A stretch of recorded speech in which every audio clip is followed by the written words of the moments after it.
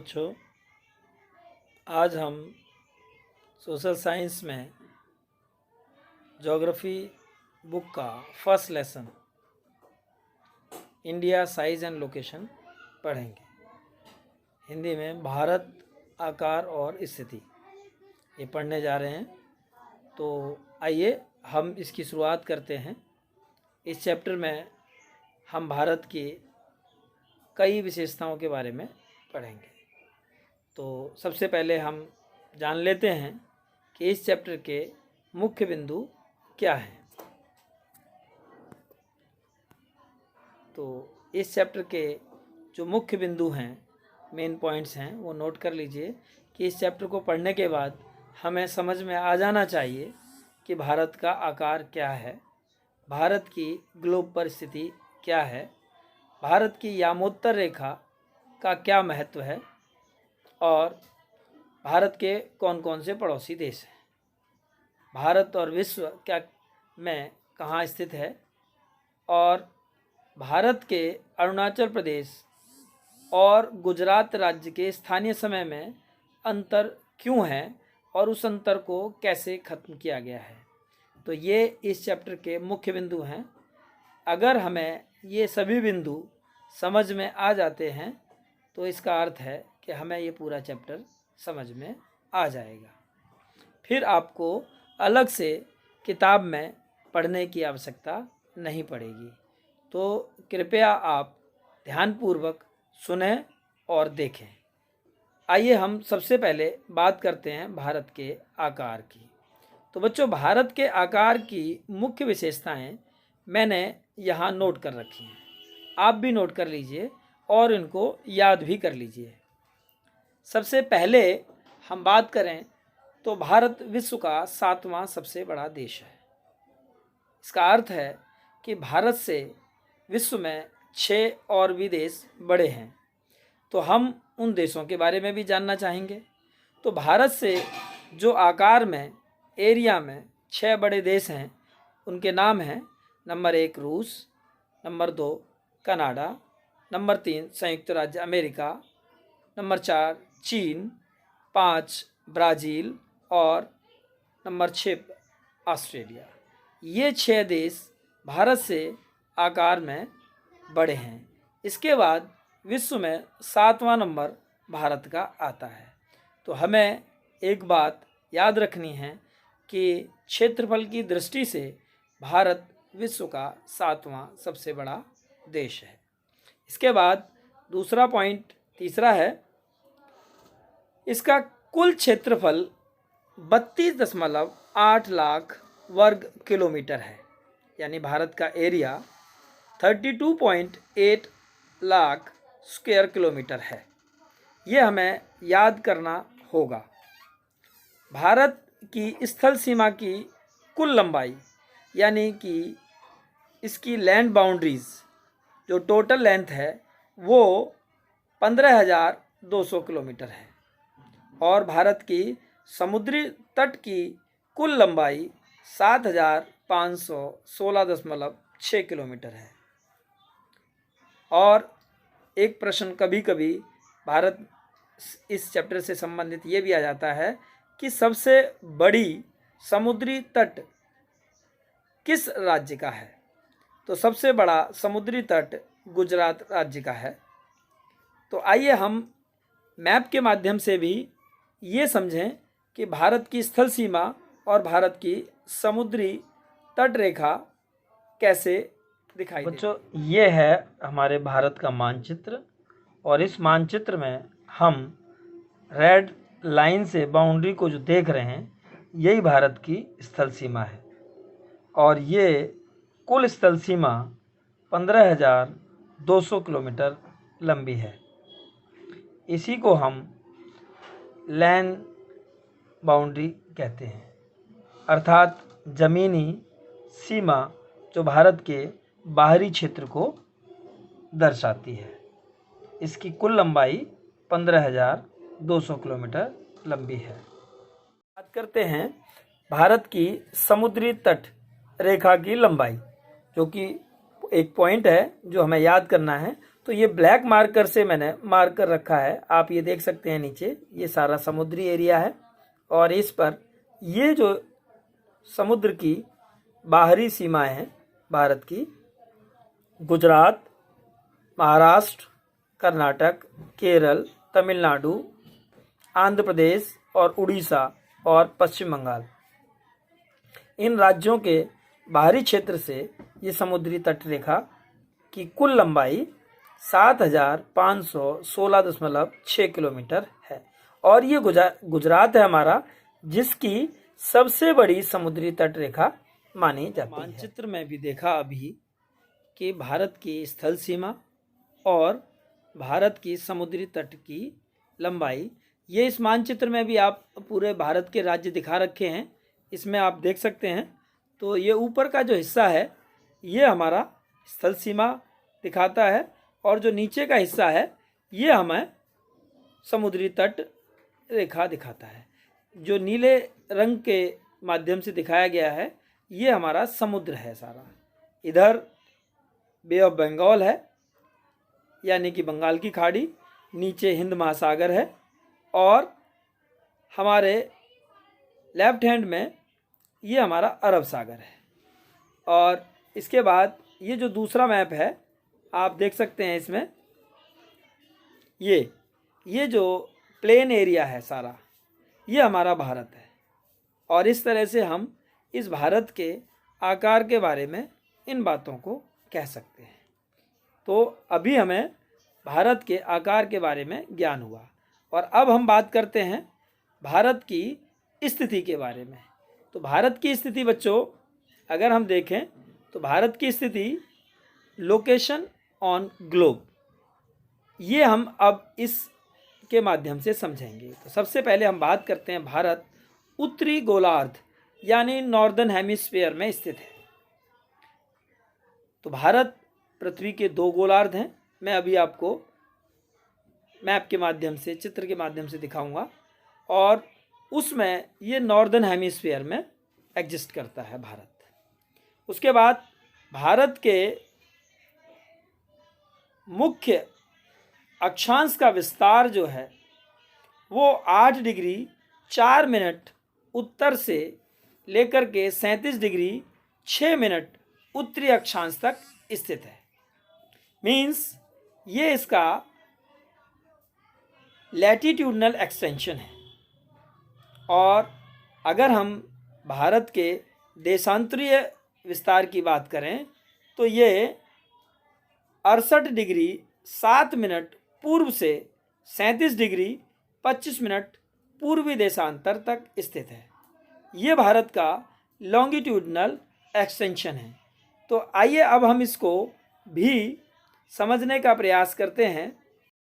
तो बच्चों ये है हमारा उत्तरी गोलार्ध।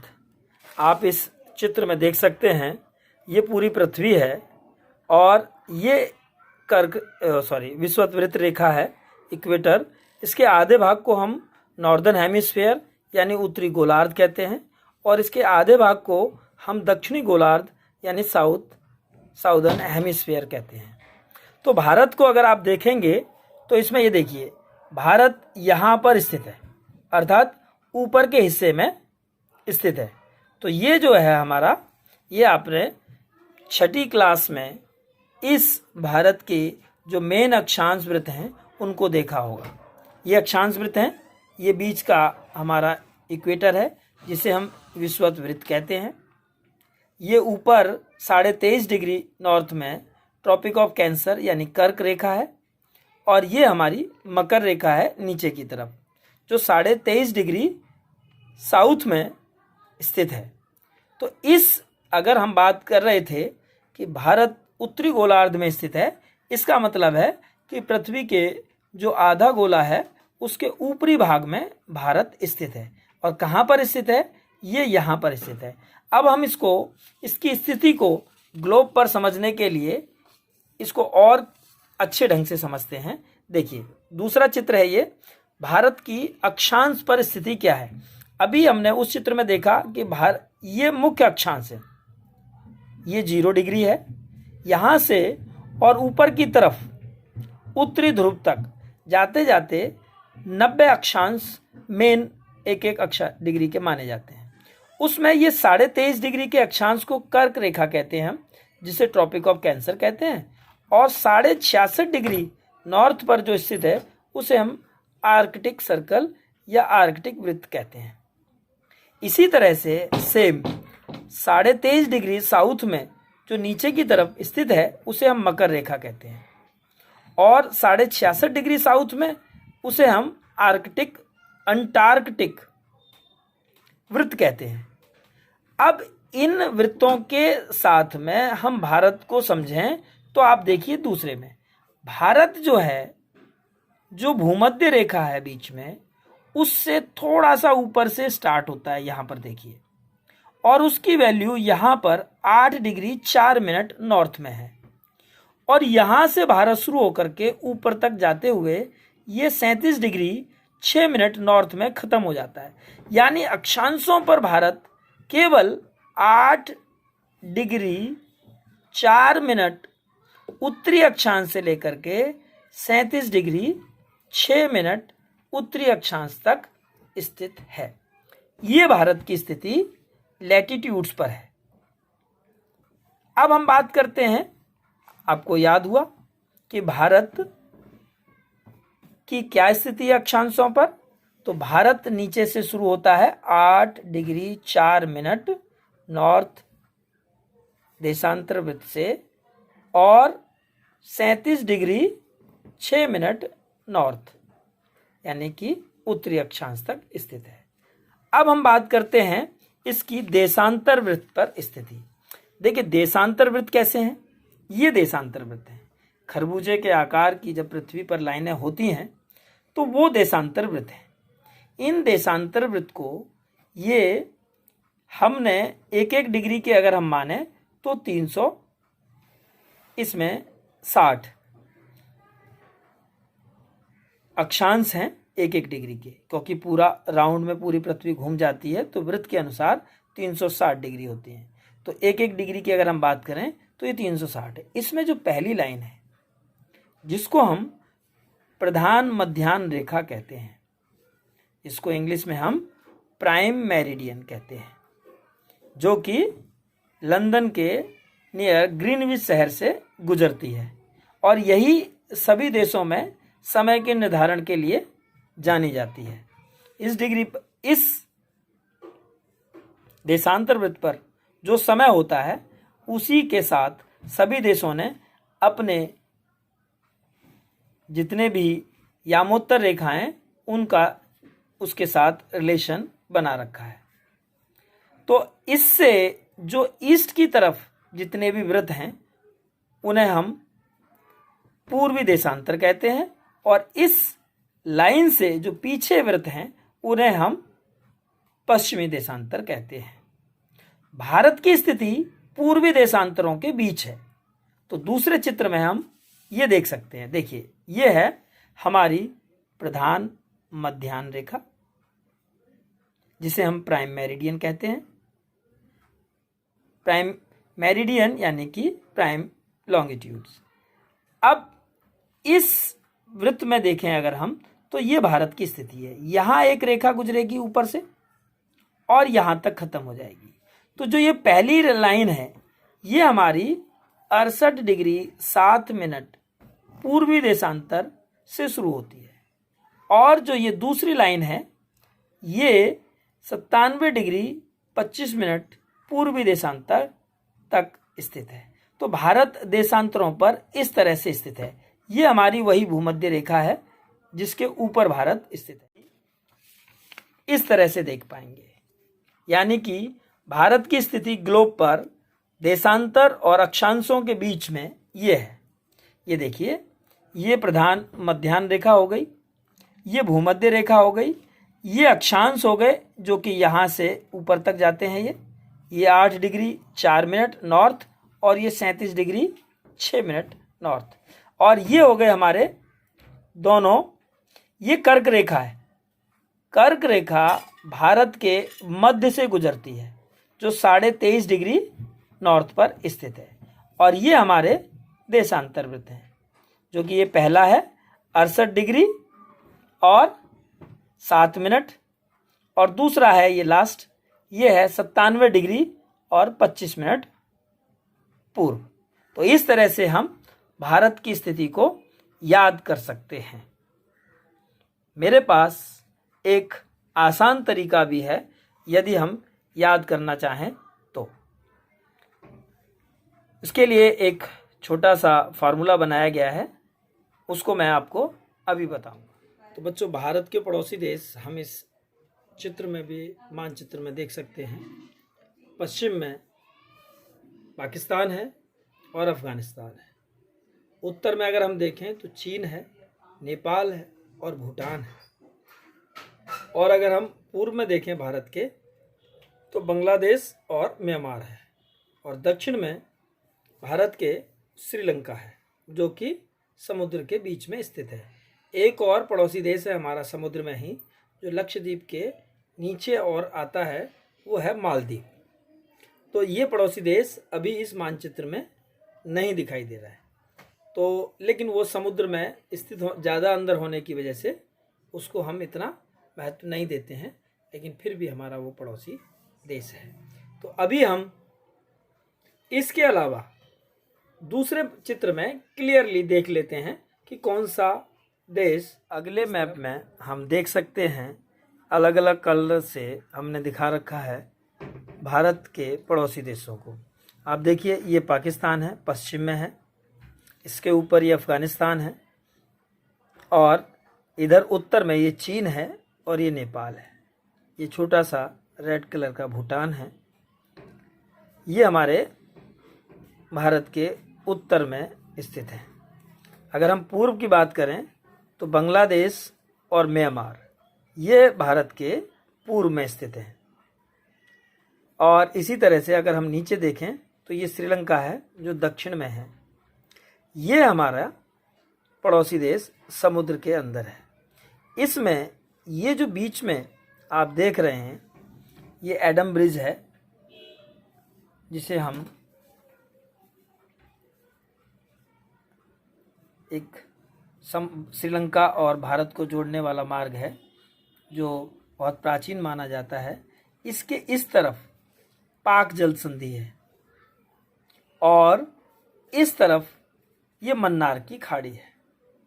तो ये दोनों क्षेत्र हमारे भारत को श्रीलंका से जोड़ने में सहायता करते हैं। और ये हमारे जो पॉइंट हैं, ये लक्षद्वीप हैं लेफ्ट में। और देखिए, ये अंडमान निकोबार द्वीप समूह है, जो भारत के समुद्र एरिया में स्थित है। तो इस तरह से हम देखते हैं। और ये जो हमारा समुद्री एरिया है, ये बंगाल की खाड़ी कहलाता है पूरा, और इधर अरब सागर है, और हिंद महासागर इसके नीचे वाला क्षेत्र कहलाता है। इस तरह से हम भारत के पड़ोसी देशों को याद कर सकते हैं। तो प्रश्न जब एग्ज़ाम में पूछे जाते हैं तो वे अलग अलग दिशाओं के माध्यम से पूछे जाते हैं, एक साथ पड़ोसी देश नहीं पूछे जाते। जैसे कि भारत के पश्चिम में स्थित पड़ोसी देशों के नाम बताइए, तो फिर आप क्या नाम बताएंगे? पाकिस्तान और अफगानिस्तान। इसी प्रकार जब आपसे पूछा जाएगा कि भारत के उत्तर में स्थित पड़ोसी देशों के नाम बताइए, तो फिर आप नेपाल, चीन और भूटान का नाम लेंगे। इसी प्रकार जब आपसे पूछा जाएगा कि भारत के पूर्व में स्थित 2 पड़ोसी देशों के नाम बताइए, तो फिर आप बांग्लादेश और म्यांमार का नाम लेंगे। कभी कभी प्रश्न इस तरीके से भी पूछे जाते हैं कि नेपाल की सीमाएं किन किन भारत के राज्यों को टच करती हैं। तो आप देखेंगे उत्तराखंड, उत्तर प्रदेश, बिहार और पश्चिम बंगाल, और ऊपर ये सिक्किम भी है। तो इन राज्यों के नाम भी इस तरीके से पूछे जाते हैं। इसी तरह से पाकिस्तान किन किन राज्यों से भारत के संबंध रखता है? तो गुजरात, राजस्थान, पंजाब और जम्मू और कश्मीर, ये भी प्रश्न पूछे जाते हैं। तो हमें इस तरह से इस टॉपिक को भी याद रखना होगा कि भारत के पड़ोसी देश कौन कौन से हैं और किस किस दिशा में स्थित हैं। एक प्रश्न ये है, श्रीलंका में जो जल संधि है वो किस नाम से जानी जाती है? भारत और श्रीलंका के बीच स्थित जल संधि को हम पाक जल संधि के नाम से जानते हैं। और जो खाड़ी है श्रीलंका और भारत के बीच में, उसे हम मन्नार की खाड़ी कहते हैं। तो हमें अब कई बिंदु इस चैप्टर के क्लियर हो चुके हैं। तो अब आप सब इन पॉइंट्स को फिर से याद करें और बाकी के पॉइंट्स हम अगले वीडियो में आपको बताएंगे। धन्यवाद।